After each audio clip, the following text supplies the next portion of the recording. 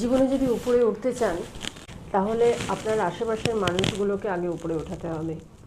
এটা জানবেন, অন্যকে নিচে নামিয়ে কখনো উপরে ওঠা যায় না, এটা অসম্ভব। যদি কখনো মনে হয় যে জীবনে অনেক উন্নতি করতে চাই, অবশ্যই করবেন, কিন্তু আপনার আশেপাশের মানুষদের সাথে নিয়ে উপরে উঠুন।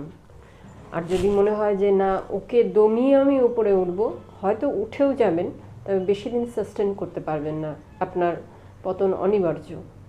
কাজে যেটা লং লাস্টিং হবে সেটাই করা বেটার, তাই নয় কি? সেই জন্য সবার ভালোবাসা, সবার আশীর্বাদ পাওয়াটা বেশি জরুরি।